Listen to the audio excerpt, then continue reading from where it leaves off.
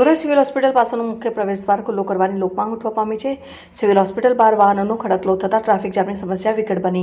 પંચમહાલ જિલ્લાના મુખ્ય મથક ગોધરા શહેરમાં જિલ્લાની સૌથી મોટી સરકારી હોસ્પિટલ સિવિલ હોસ્પિટલ આવેલી છે, જ્યાં રોજબરોજ હજારો દર્દીઓ પોતાની નાની મોટી સારવાર અર્થે આવતા હોય છે અને દિવસ દરમિયાન અનેક 108 એમ્બ્યુલન્સ તેમજ અન્ય ઇમરજન્સી વાહનો દર્દીઓને લઈને આવતા હોય છે। ત્યારે ગોધરા સિવિલ હોસ્પિટલનો મુખ્ય પ્રવેશદ્વાર નવીન બનાવવામાં આવતા થોડા દિવસ અગાઉ બંધ કરી દેવાયા હતા।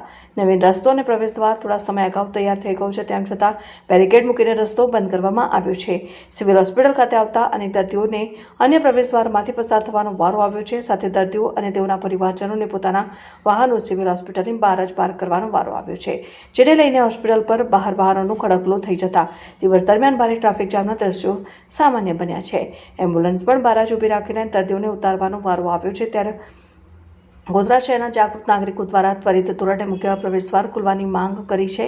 પંચમહાલ જિલ્લા કોંગ્રેસ સંગઠન પૂર્વ પ્રમુખ અજીતસિંહ ભાટી દ્વારા પણ લોકોની તકલીફમાં ઘટાડો કરવા માટે મુખ્ય પ્રવેશદ્વાર ખોલવાની માંગ કરાઈ છે। સમગ્ર મામલે તારીખ 8 જુલાઈએ અજીતસિંહ ભાટીએ પોતાની પ્રતિક્રિયા આપી હતી। જિલ્લાના મુખ્ય મથક ગોધરા ખાતે જે સિવિલ હોસ્પિટલ આવેલું છે, ત્યાં સિવિલ હોસ્પિટલનું જે મુખ્ય માર્ગ અંદર જવાનું હતું તે ખૂબ જ પહેલાં જર્જરિત હતું અને 1 મે ઉજવણીના ભાગરૂપે ગુજરાતના મુખ્યમંત્રી અને રાજ્યપાલ જ્યારે ગોધરા પધાર્યા ત્યારે એક સારું દેખાવા માટે અને લોકોના લાભ માટે આ સમગ્ર પ્રવેશનો માર્ગ એને રિપેર કરી નવે બનાવવામાં આવેલો હતો, પરંતુ ભ્રષ્ટાચારી તંત્ર અને જેમાં કામ કરવામાં આવેલું હતું તે વ્યવસ્થિત ન હોવાને કારણે જે પ્રવેશદ્વાર છે એ તૂટી ગયો હતો અને આજે તેને ફરી રિપેર કરવાનો સમય આવ્યો ત્યારે આ રિપેર થઈ ગયો છે, પરંતુ આજે 10-15 દિવસ જેવો સમય પસાર થઈ ગયો છે, તેમ છતાં પણ આ માર્ગ ખુલ્લો કરવામાં ન આવવાના કારણે લોકો ખૂબ જ હેરાન પરેશાન છે।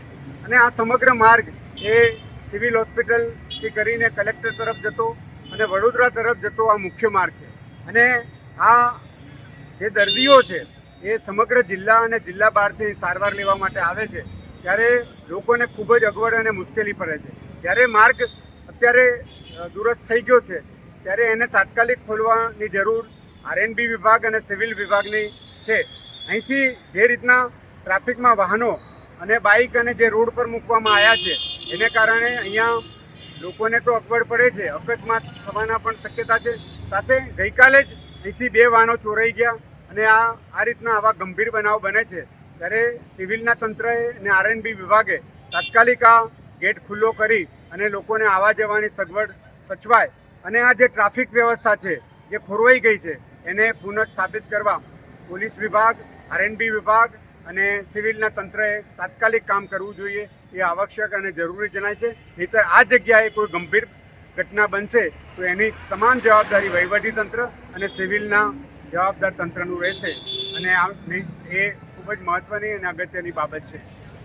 અજીતસિંહ ભાટી, પૂર્વ પ્રમુખ પંચમહાલ જિલ્લા કોંગ્રેસ સમિતિ અને પ્રમુખ પંચમહાલ જિલ્લા નાગરિક હિત રક્ષક સમિતિ ગોધરા।